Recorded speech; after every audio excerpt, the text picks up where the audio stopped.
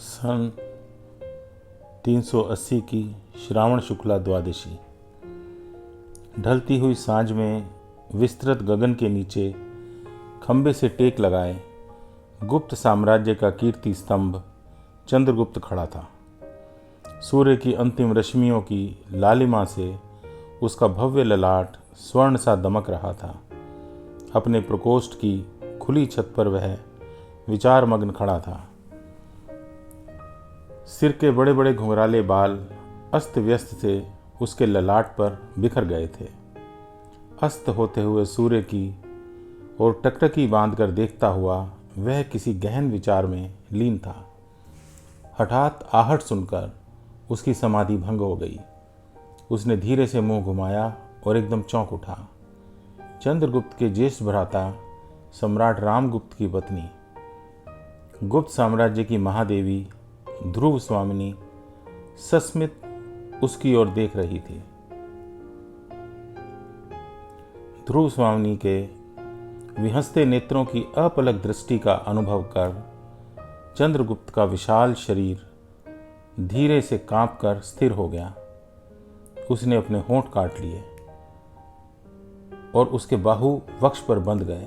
वह टकटकी लगाकर ध्रुव स्वामिनी की ओर देखने लगा।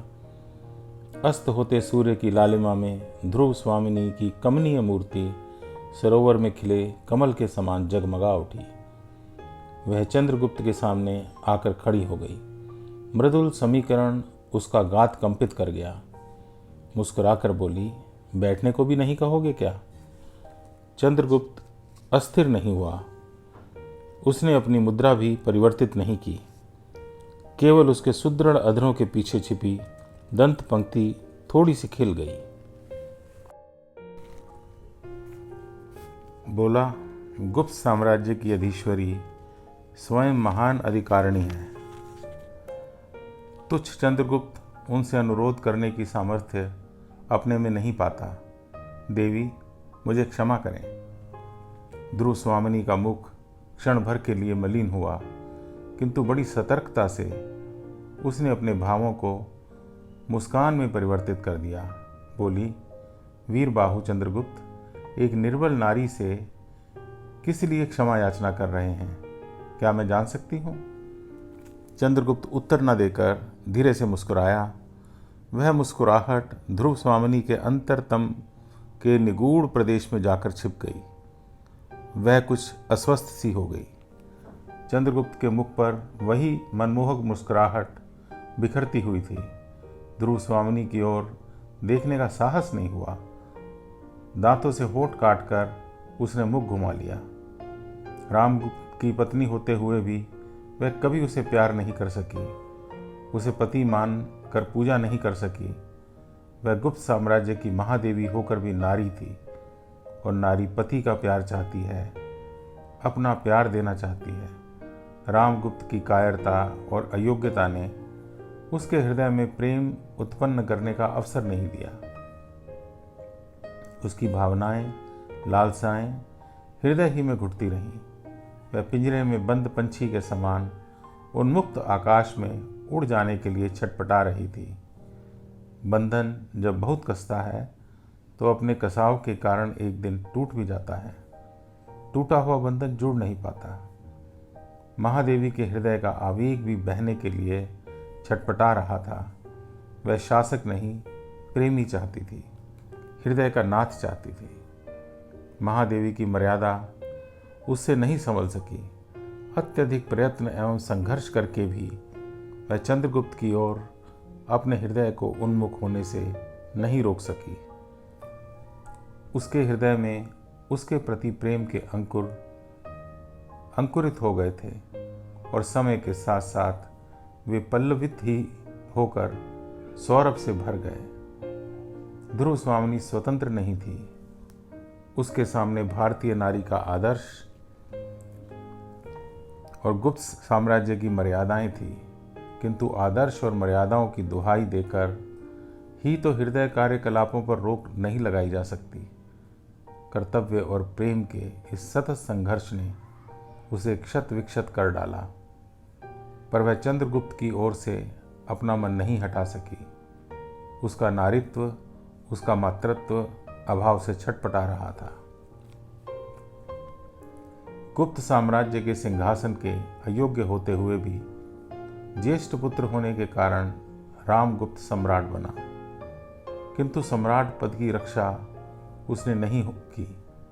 समुद्रगुप्त की कीर्ति को उसने धूल में मिला दिया। शकराज के सामने उसने घुटने टेक दिए। गुप्त साम्राज्य की महादेवी का डोला शकराज की आवाज से भेजने में भी उसने संकोच नहीं किया। चंद्रगुप्त क्रुद्ध सिंह के समान भड़क उठा, पर रामगुप्त नहीं माना। उसका खड्ग रामगुप्त का सिर काटने के लिए फड़क उठा, पर महादेवी की कमनीय देह यष्टि को देखकर वह रुक गया। रामगुप्त की कायरता पर क्रुद्ध गज के समान चिंघाड़ता हुआ वह युद्ध में कूद पड़ा। शकराज को पराजित करके उसने गुप्त साम्राज्य की कीर्ति और महादेवी की मर्यादा को नष्ट होने से बचा लिया। संपूर्ण नगर चंद्रगुप्त के अप्रतिम शौर्य और कीर्ति की गाथा दोहराने लगा। रामगुप्त की ओर से ध्रुव स्वामिनी का मन विमुख हो चुका था, किंतु वह विवश थी। हिंदू रीति रिवाज के अनुसार वही उसका इह और परलोक था। कितनी कठिन परीक्षा में से उसे गुजरना था। प्राचीन नियमों और आदर्शों के संकुचित दायरे में बंधकर उसकी आकांक्षाओं की होली जल रही थी। अयोग्यता के आगे उसे स्वयं को निस्व करना पड़ रहा था। वह महादेवी थी ना। ध्रुव स्वामिनी के पलक आंसुओं के बोझ से बोझिल हो गए। अपने हृदय पर उसने पत्थर रख लिया, अपने को होम कर दिया था, किंतु हृदय की निर्बलता कभी कभी आत्म प्रकाश कर ही उठती है।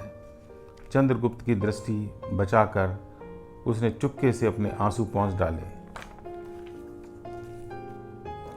उसकी ओर मुख घुमाकर हंसने का प्रयत्न करती हुई बोली, ध्रुव स्वामिनी का स्वांग तो तुमने खूब भरा। अब पता चला कि रणकुशल होने के साथ तुम एक अभिनेता भी हो। समय सब कुछ बनने के लिए बाध्य कर देता है महादेवी। नहीं, मैं नहीं मानती। तुम्हें किसने बाध्य किया था? महाराज के भेंट किए डोले को तुम नहीं लौटाते तब भी क्या अंतर पड़ता? वापस लौटने से भी कीर्ति की रक्षा नहीं हो गई। मुख से दिया हुआ वचन लौटता नहीं। चंद्रगुप्त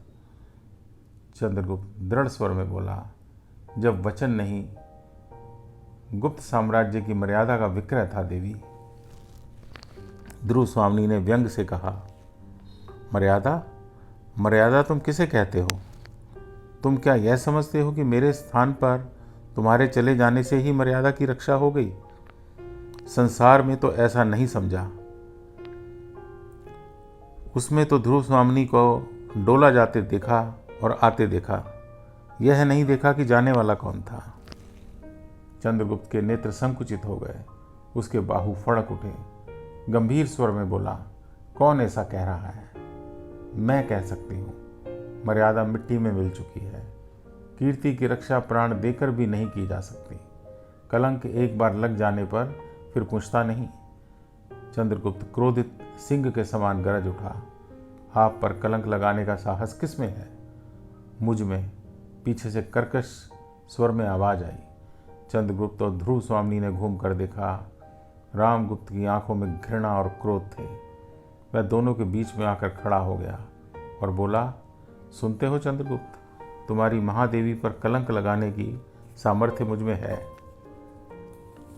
चंद्रगुप्त का हाथ खड़क पर पहुंच गया।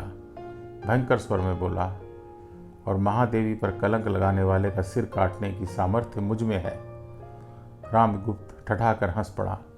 ध्रुव स्वामिनी का मुख रक्तिम हो गया। वह बोली, किसी पर कलंक क्लीव लगाया करते हैं महाराज। रामगुप्त चीख पड़ा, ध्रुव स्वामिनी, तुम्हारा इतना साहस कि गुप्त सम्राट का अपमान करो? सम्राट आप नहीं रहे महाराज। न्यायानुसार साम्राज्य के अधिकारी चंद्रगुप्त हैं।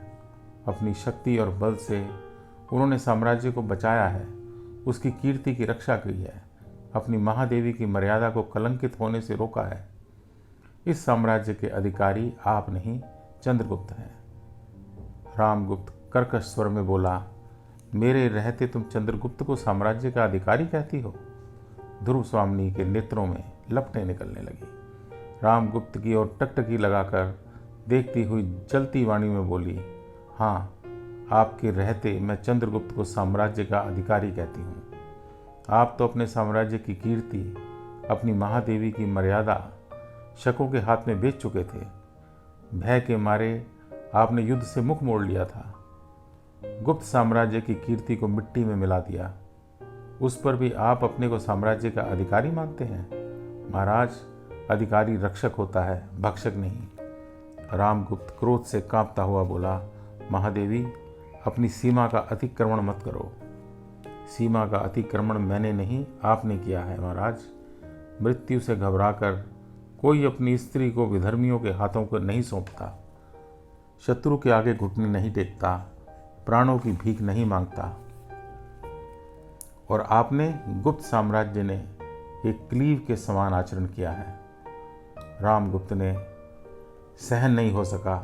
वह उछलकर ध्रुव स्वामिनी के पास आकर खड़ा हुआ और जैसे ही खड्ग निकालकर उस पर चलाने लगा कि चंद्रगुप्त ने छीन कर खड्ग के 2 टुकड़े करके फेंक दिए और घृणापूर्वक बोला, कायर। धरती पर दोनों हाथ टेके चंद्रगुप्त को घूरता रहा। रामगुप्त बोला, चंद्रगुप्त, मैंने बहुत देखा और बहुत सहन किया है, लेकिन अब नहीं। मैं जानता हूं कि तुम वीर हो, तुम महादेवी को वापस लाए हो, किंतु गुप्त साम्राज्य की मर्यादा की रक्षा के लिए नहीं, अपनी लालसा की पूर्ति के लिए। क्रोध से कांपकर चंद्रगुप्त ने रामगुप्त को हाथों में उठा लिया। उसके ललाट की नसें उभर आईं। रामगुप्त के नेत्रों से भय छा गया, किंतु वह फिर भी हठीले बालक की तरह बोला, निर्लज्ज, दुराचारी, बड़े भाई की स्त्री पर कुदृष्टि डालता है। यही धर्म है, गुप्त वंश की मर्यादा है, तो ऐसी मर्यादा पर मैं थूकता हूँ। रामगुप्त, संभल कर बोलो। जानते हो तुम क्या कह रहे हो और इसका परिणाम क्या हो सकता है?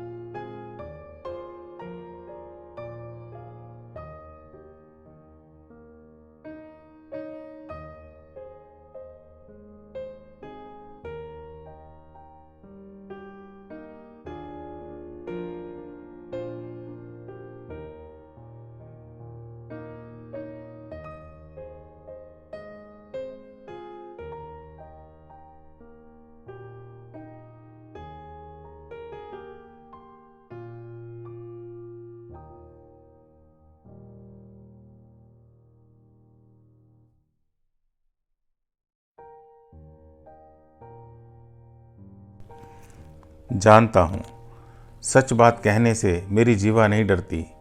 तुम बलिष्ठ हो, मुझे मार सकते हो, मार डालो, लेकिन यह कहने से नहीं रोक सकते कि ध्रुव स्वामिनी दुराचारणी है। उसमें पर पुरुष की ओर लालसा भरी दृष्टि से देखा है। रामगुप्त, चंद्रगुप्त चीख पड़ा, किंतु ध्रुव स्वामिनी का मस्तक झुक गया। रामगुप्त के वचन सत्य थे। उसने वास्तव में महादेवी की मर्यादा को भंग किया था, चंद्रगुप्त से प्रेम किया था। धीरे से कहा, हाँ, मैंने प्यार किया है। रामगुप्त ठठाकर हंस पड़ा, बोला, सुन लिया चंद्रगुप्त? चंद्रगुप्त के हाथों का बंधन शिथिल हो गया। रामगुप्त छूट पड़ा। चंद्रगुप्त का शरीर ढीला हो गया। बोला, महादेवी आप? ध्रुव स्वामिनी के नेत्रों से आंसुओं की धारा बह चली।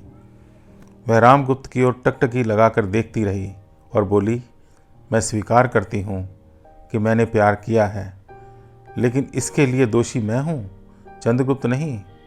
चौंको मत चंद्रगुप्त, वर्षों से जिस रहस्य को अपने हृदय में छिपाए हूँ उसे आज मुझे प्रकट करना पड़ा। मैं अपने से अधिक वंचना नहीं कर सकती। मर्यादा की इन झूठी दीवारों का बंधन अब मुझसे नहीं सहा जाता। मैं उन्मुक्त वायु में सांस लेना चाहती हूँ, स्वतंत्र होना चाहती हूँ। चंद्रगुप्त की आंखें रक्तिम हो गईं। दोनों हाथों की मुट्ठियां भींचकर वह क्रुद्ध दृष्टि से दोनों की ओर देखने लगा। रामगुप्त ने घृणा से धरती पर थूक दिया, कलंकिनी, भ्रष्टा। चंद्रगुप्त ने हठात चूहे के समान रामगुप्त को पकड़कर हवा में उठा लिया। चारों ओर विशाल खड्ड था। रामगुप्त को सिर से ऊपर घुमाता हुआ वह भयंकर स्वर में बोला, महादेवी के प्रति ऐसे अशिष्ट वचन कहने वाले का स्थान इस पृथ्वी पर नहीं है रामगुप्त। रामगुप्त की दृष्टि खड्ड की ओर चली गई,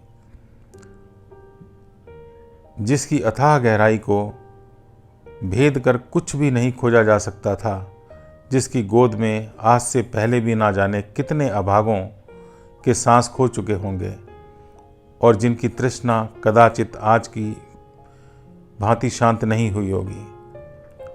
मृत्यु की कल्पना तक करना दुस्सह लगता है, तब साक्षात मृत्यु का आदर करने के योग्य शक्ति किस में हो सकती है।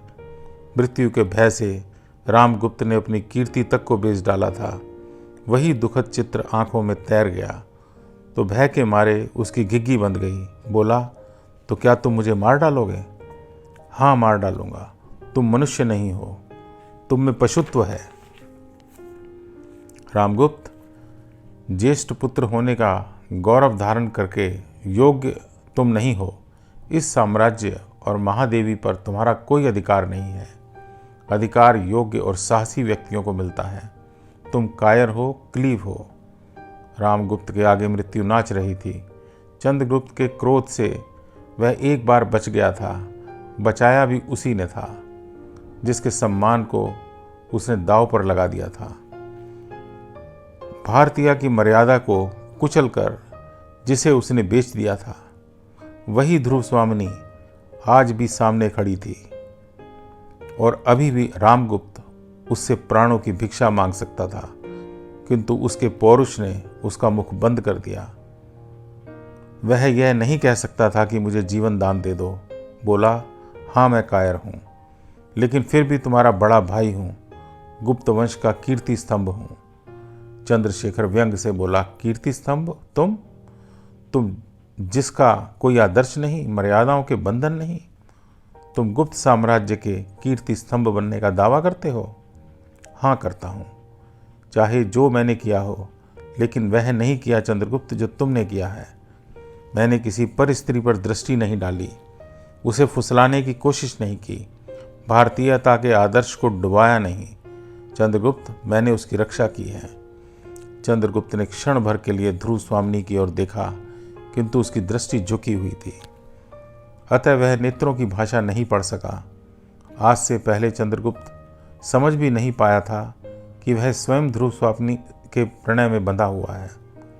अचानक ही उसके ललाट की नसें उभर आईं, गरज कर बोला, प्रेम पाप नहीं होता रामगुप्त, और अयोग्य एवं अनाधिकारी को प्रेम देना, ऐसी भारतीयता और आदर्श को मैं ढोंग कहता हूँ। जहाँ तुम जैसे पुरुषों के हाथों में पड़कर नारी अपना सम्मान तक बेच देने पर बाध्य हो जाती है, सुख से जीने का अधिकार नारी को भी होता है। स्वतंत्र चुनाव की वह भी अधिकारिणी है। यह मत समझो कि अग्नि की साक्षी मात्र से ही वह पुरुष की दासी हो जाती है।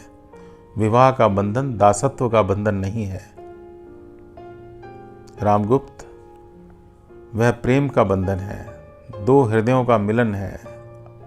अभिनय आदर्श नहीं है, प्रवंचना है, छल है। अपने हृदय पर हाथ रखकर पूछो, क्या तुमने महादेवी को वह सब दिया है जिसकी वह अधिकारिणी है? कभी उन्हें अपना समझकर उनका सम्मान किया है? उन आदर्शों की रक्षा की है? बोलो, उत्तर क्यों नहीं देते? रामगुप्त के पास इसका उत्तर नहीं था। बिल्ली के पंजे में फंसकर चूहा जिस तरह आत्मरक्षा के उपाय भूल जाता है, उसी तरह मृत्यु को सामने नाचते देख रामगुप्त मर्यादाओं के समस्त बंधन तोड़कर बोल उठा, व्यर्थ के तर्क से समस्या को उलझाते क्यों हो चंद्रगुप्त? मैं जानता हूं ध्रुव स्वामिनी तुम्हें किस दृष्टि से देखती है और तुम उसे किस दृष्टि से देखते हो। मैं तुम दोनों के रास्ते का कांटा हूं, मुझे निकाल फेंको। फेंक दूंगा रामगुप्त, तुम जीने के लायक नहीं हो। ध्रुव स्वामिनी चंद्रगुप्त के पैरों पर लौट गई। अश्रु विकट स्वर में बोली, नहीं चंद्रगुप्त नहीं। चंद्रगुप्त की लोह सदृश बाहुओं का बंधन कुछ शिथिल हो गया। आश्चर्य से उसके नेत्र फैल गए। बोला, देवी, तो क्या आप यह चाहती हैं कि मैं इसे जीवित रहने दूं? क्या आप सदा इसी प्रकार दुख की भट्टी में जलती रहना चाहती हैं? ध्रुव स्वामिनी ने दोनों हाथों से अपना मुख ढक लिया। वह क्या चाहती थी यह वह कह नहीं सकती थी, किंतु यह वह जानती थी कि वह भारतीय नारी है, कोमल है, उसके पास हृदय है जिसमें दया है। रामगुप्त कैसा भी हो, फिर भी वह उसका स्वामी है। प्रेम के महान आदर्श की मर्यादा है, उसे वह नष्ट नहीं कर सकती थी। रुद्र स्वर में बोली, भाग्य लिपि प्रयत्न करके भी पहुंची नहीं जा सकती चंद्रगुप्त। महाराज कैसे भी हों, पर मेरे स्वामी हैं, और स्वामी भगवान से भी बड़ा होता है। रामगुप्त बीच में ही चिल्ला पड़ा, अभिनय का क्षेत्र रंगमंच होता है। ध्रुव स्वामिनी, वास्तविक जीवन नहीं। मेरी आंखों में धूल झोंकने का प्रयत्न मत करो। ध्रुव स्वामिनी ने अपने नेत्र पोंछ डाले, उठकर खड़ी हो गई। उसकी तरल आंखें अचानक उत्ताप से भर गईं। नाटक करने की आवश्यकता नारी को नहीं पड़ती महाराज। आप जैसे पुरुष आरंभ से ही स्त्री को नाटक करने की शिक्षा देते रहते हैं।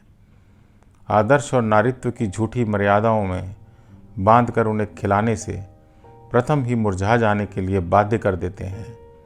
शारीरिक बल से आप नारी हृदय को जीतने की कोशिश करते हैं, पर महाराज, बल से केवल तन ही पाया जा सकता है, मन नहीं। रामगुप्त के मुख से टप टप पसीने की बूंदें गिर रही थी। जीवन उसने विकृत कर डाला था, किंतु मृत्यु के आलिंगन को उसने सुंदर बना दिया। उसने घृणा से ध्रुव स्वामी पर थूक दिया। चंद्रगुप्त ने अपने विशाल बाहुओं को ऊपर उठाकर रामदूत को खड्ड की अथाह गहराइयों में फेंक दिया। ध्रुव स्वामिनी चित्कार कर उठी। विवर्ण मुख से उसने खड्ड की ओर देखा, किंतु कुछ भी ना देख सकी। वह दोनों हाथों से मुंह ढककर सिसक पड़ी। चंद्रगुप्त की दृष्टि खड्ड की ओर थी। ध्रुव स्वामिनी का क्रंदन सुन उसने उसकी ओर देखा, फिर कुछ क्षण अपने उन हाथों को देखता रहा जिन्होंने गुप्त साम्राज्य की मर्यादा की रक्षा के लिए कभी खड़ग नहीं छोड़ा था, जिन्होंने महादेवी का डोला फिराया था, जो कल गुप्त साम्राज्य का शासन दंड संभालने जा रहे थे, और जिन्होंने अपने ज्येष्ठ भ्राता की अभी अभी हत्या कर दी थी। उसने मुठ्ठियाँ भींच ली। अयोग्य और कायर होते हुए भी रामगुप्त उसका सहोदर था। उस पर कभी स्नेहालु नहीं था। उसका विशाल शरीर कंपित हो गया। वह महादेवी के समक्ष घुटने टेक कर बैठ गया। रुद्र स्वर में बोला, मैंने पाप किया है महादेवी, सहोदर के खून से अपने हाथ रंगे हैं, महादेवी के ललाट का सिंदूर पहुंचा है। मैं राक्षस हूं, मुझे दंड दीजिए। ध्रुव स्वामिनी के नेत्रों से अश्रुओं की धारा बह चली। चंद्रगुप्त उसके मुख की ओर नहीं देख सका।